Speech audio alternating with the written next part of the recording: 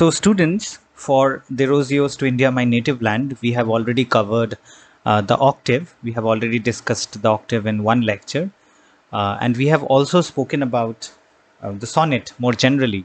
I have already told you about what a sonnet is, its many forms, and we have also taken a quite detailed look into the Petrarchan sonnet as well, which is the format in which Derozio writes. So for today's lecture, we will be talking about the sestet, the last 6 lines.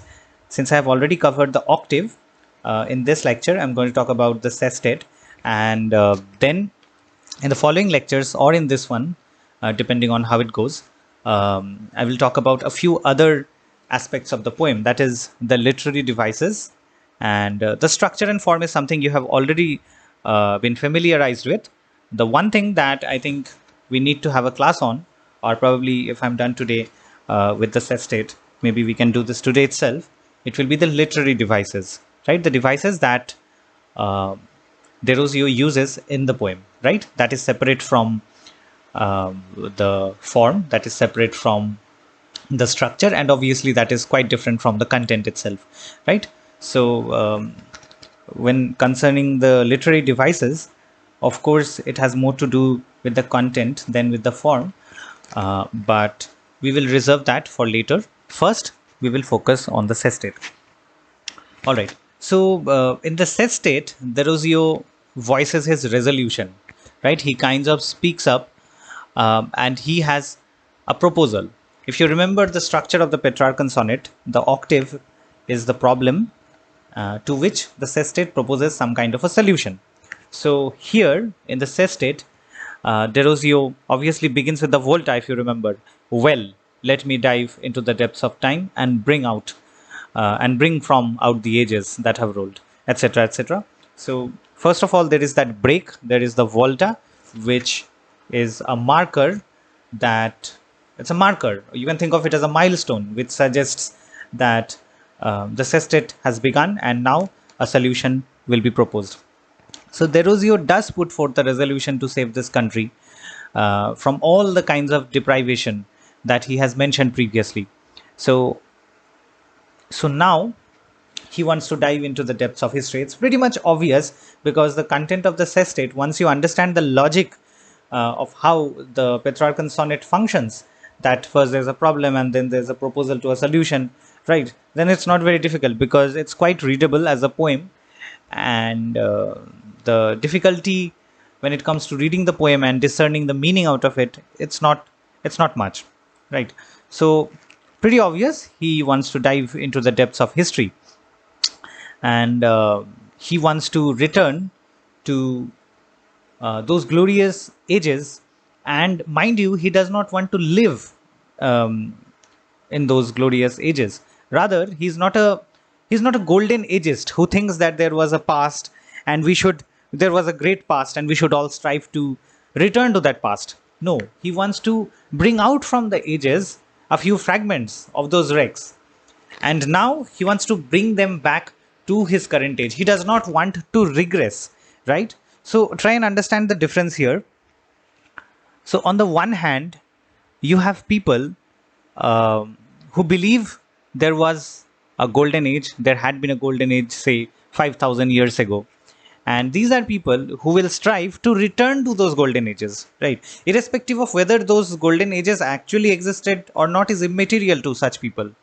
They just believe that 5,000 years ago or X number of years ago, there was a great civilization. This country had a great civilization, and we must return to that age. We must forget everything that is modern and return to that age, right?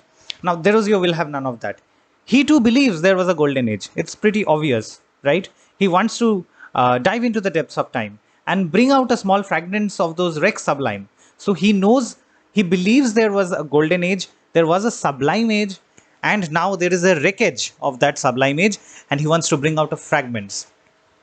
And he wants to bring those fragments out and create a new age out of those fragments. He does not want to return to those fragments completely, right? He's not saying let us return to 3000 BC and live excuse me, and live life in the same way as people lived 5000 years ago in 3000 BC. right? Rather, he says, let me go back to 3000 BC, find out what the great things were, and then bring them back here to the present day, to 1827 or 1820, whenever, and let us use the best of the golden age and blend it with what is modern. That is what he's trying to say. Remember, he's a revolutionary. I have already given you a lot of autobiographical information concerning Derozio, and from there you should be able to deduce that Derozio is not a golden ageist. Now, who is a golden ageist? I've already explained, but I will repeat this.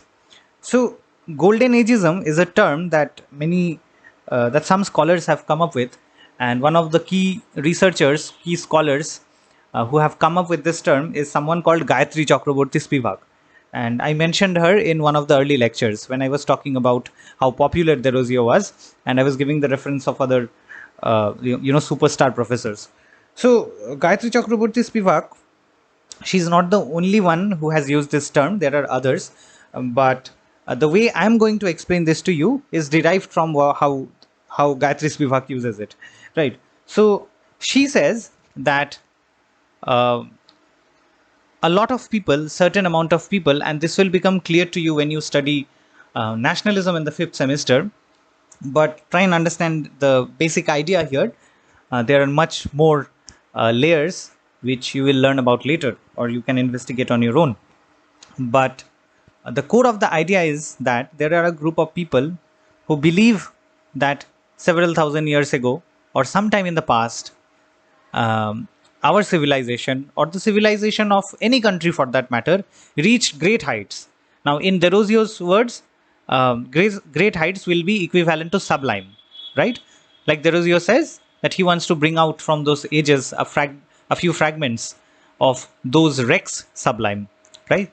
So he believes, Derozio believes, as many other people do, that there was indeed at some point of time in the past a great civilization, a great culture which had reached great heights and achieved numerous things, right?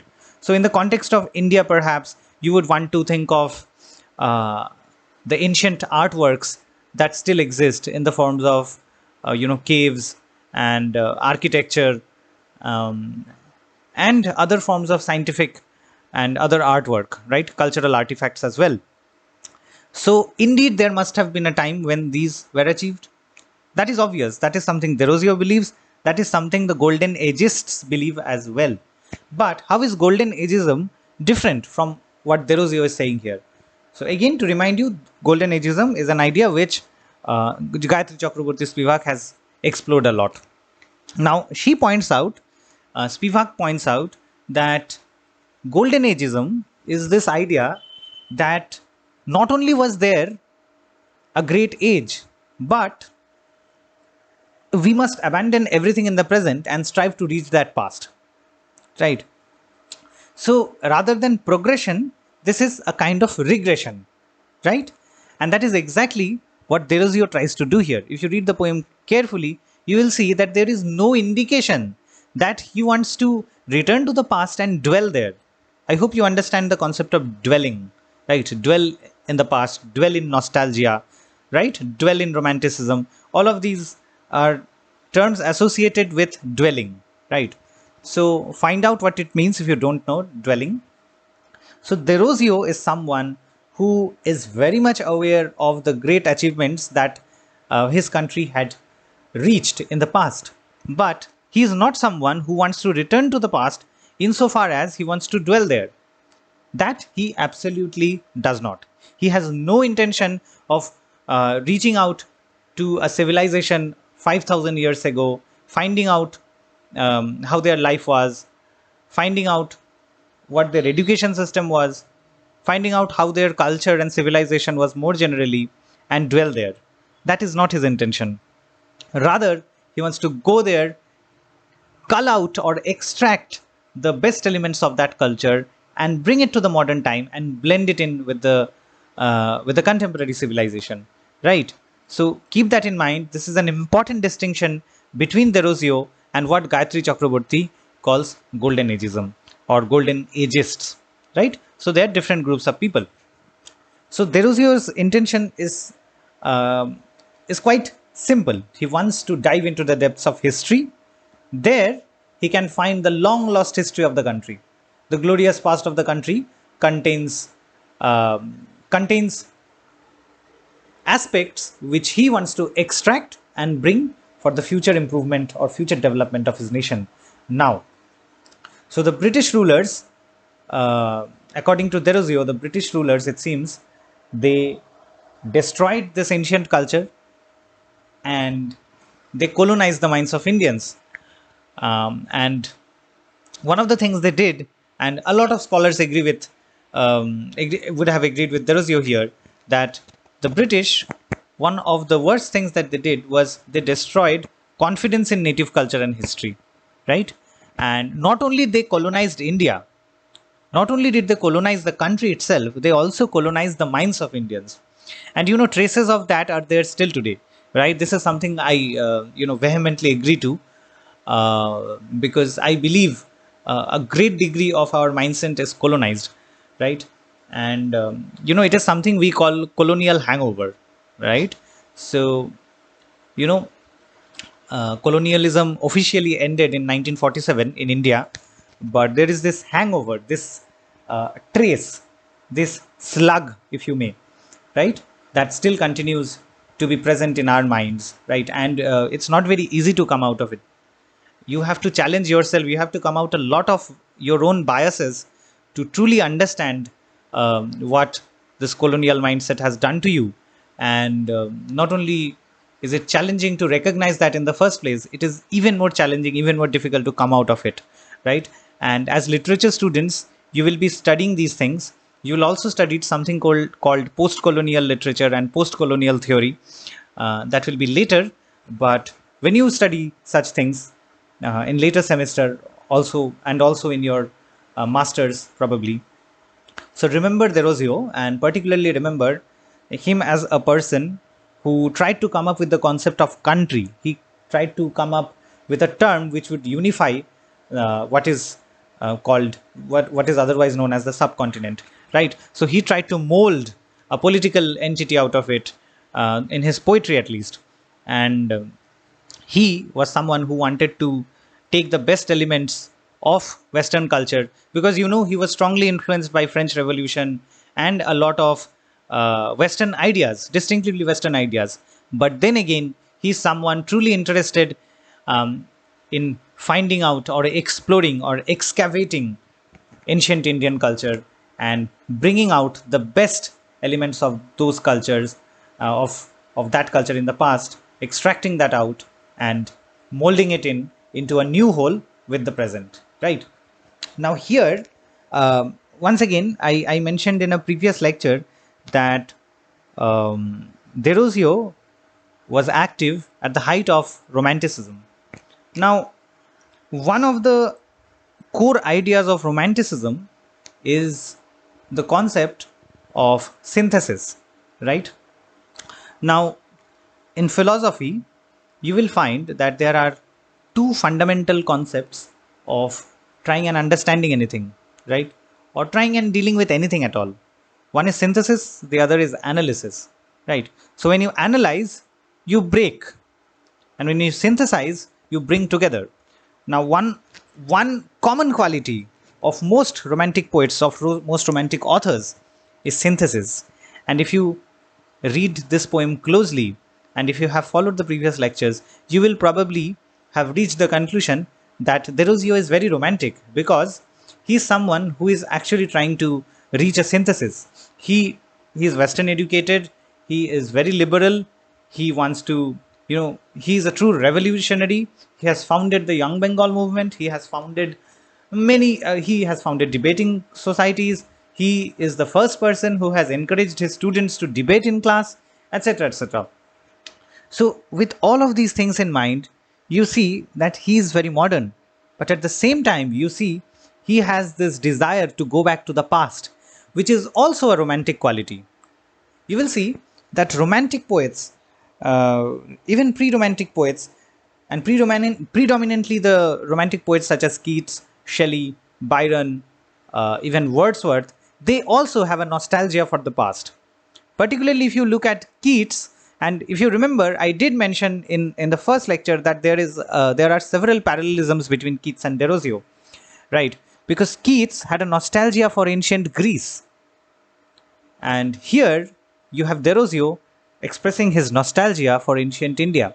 Now, about Keats's nostalgia, I don't want to dwell on it much here, because this is something you will read in later semesters. So whenever you have romanticism, I exactly can't recall um, which paper you have romanticism in, but yes, there you will study Keats. And when you study Keats, try and recall what I'm saying now, that Keats has this nostalgia for ancient Greece. And in fact, P.B. Shelley once said that Keats is Greek. Obviously, he was not Greek literally, but what Shelley meant by that is that this guy had a great deal of nostalgia for ancient Greece and ancient Greek civilization. Not only that, but it is as if in his mind he always lived in Greece, right? So similarly, we can see that for Derozio, uh, he has a similar nostalgia, but this nostalgia is not for Greece or any European civilization, ancient European civilization, but rather for ancient subcontinental or Indian civilization, right? So that too is a theme within Romanticism, and what Romantics do is they synthesize, right? They bring things together. They believe in unity rather than division. Between analysis and synthesis, Romantic poets choose synthesis. There are poets who choose analysis, and they are by no means inferior to the Romantic poets, right? So always remember that as literature students, you should not be thinking in binaries. Do not think in terms of black and white. Do not think in terms of 0 and 1. I hope you understand the concept of binary. Binary is when you try to see things as either this or that, either black or white, either good or bad, right? Either the West or the East. This is what binary does to you. But as literature students, I always strongly encourage you, and I will continue to strongly encourage you to always remember that between black and white, there are a lot of gray areas, right? And remember, there isn't any on and off switch between black and white, right? Think of uh, think of black and white in terms of a spectrum, where one end is black and the other end is white, but in between there are many other colors as well, right? So whenever you read any work of literature, or when you come across any character, when you do a character analysis in literature, comment on a character or do critical analysis, you must keep in mind that you must avoid the trap of falling into a binary. It is a trap, it is a major bias, and this is one of the fundamental challenges of humanity to overcome binary thinking. We always try to think in terms of black and white, in terms of good, either good or bad, in terms of whether a character is either a hero or a villain, right? But as literature students, you must always remember that things are always more dicey, more nebulous, more hazy, right? A lot of synonyms I'm using today for some reason. But the point is, do not fall into the trap of binary. If you want to understand more about binary thinking, feel free to Google. And again, like I always say, if you want to understand it more, if you want me to talk about it more, let me know. And in the mentoring classes, maybe we will talk about that. But as far as this poem is concerned, we have covered almost all the aspects that I intended to, and all the aspects that I believe we should understand in the context of any poem, right? So for the other two poems, for Kamala Das and for Jayanto Mohapatra, I may be taking a different approach, and we'll see how those approaches help you understand poetry. That I'll be able to understand from the papers or answers you write. So there's one more thing from To India, My Native Land, that I wish to discuss. That is the literary devices, and I guess I will complete it in this lecture itself, so that from the next lecture we can move on to the other poems. So you will see that this poem, uses a lot of literary devices. Obviously, it's a sonnet, And being a sonnet, it uses a lot of figurative techniques, right? And these techniques are used to make Derozio's idea compelling to contemporary readers. So in the first line of the poem, he uses a device called the apostrophe. The apostrophe is obviously marked by the exclamation mark, but apostrophe is also a literary device and it's used throughout poetry. So what I'll do today is I will point out what literary devices are there in this poem, and in a later class, which will be a live class, we will talk about these literary devices, and I will ask you to point out what devices are there, have been employed, have been deployed by Derozio in this poem, and what is the significance of those devices, right? So think of this as a homework. In a later class, I will be asking questions and I will expect responses, right? So today I'll just point out what those devices are. So in the very first line of the poem, he uses the apostrophe as he invokes the spirit of his motherland, right? And you will find that he uses the word brow to signify the head of the deity. And the head of the deity, obviously in the poem, refers to the head of the mother or the motherland. Now remember, there is no indication as to what gender Derozio designates to his country, right? This is me calling it motherland, not Derozio. Okay, so keep that in mind, and remember this is also a trap, and you need to be able to browse through these traps with a great deal of expertise, or else you will be making wrong comments. So always be careful when you make a comment on a poem. So the moment I use the word motherland, it is my duty to recognize that it is not Derozio who used the word motherland, right? It is my interpretation. It is my way of talking about the text. All right. Now, so when he uses brow to signify the country, this literary device that he uses is called synecdoche. And next, he uses the device called personification to compare India to a goddess. So deity, obviously. Goddess, again, is a term which he does not use. Again, in the third line, there is an inversion. Inversion is also a device. And again, in the fourth line, he asks a very literary question, right? It's a rhetorical question. Where is thy glory? Where the reverence now? So these are the first four lines of the poem where many of the literary devices are already deployed. And moving on into the poem, you will see that he uses the metaphor of the eagle. He compares India to the eagle, and he also mentions that it has been chained down by colonial rulers, colonialism more generally. And there is yet another metaphor that you need to keep tab of, that is the depths of time. Small fragments of the wrecks is yet another instant where Derozio uses a metaphor. And in the last line, the concluding line of the poem, he again uses an apostrophe. My fallen country, one more wish, one kind wish for thee. Right? So quite a few apostrophes, quite a few metaphors, and other important literary devices such as personification, synecdoche, and inversion. So your task after this lecture is to find out what these devices are. What is an apostrophe, what is a synecdoche, what is personification, what is inversion, and what is metaphor. So 5 literary devices that I have mentioned which Derozio uses in the poem. Find out what these are. I will also tell you where you can find them. I have already shared with you M.H. Abrams' book, Glossary of Literary Terms, and all you need to do is open that book and find these terms. It's a glossary, so it will be in alphabetic order. Find it out and read about these terms, these literary devices, and try to understand their significance in poetry. Because poetry is not just content and format. It is also the masterful use of literary devices such as these. Right? Keep that in mind. And in the next lecture, from the next recorded lecture, I guess I'll start talking about the other poems. So let's see how that goes. But the task on literary devices is intended for a live class. Keep that in mind. In the next live class, whenever that is, I will be asking questions and I expect you to answer them.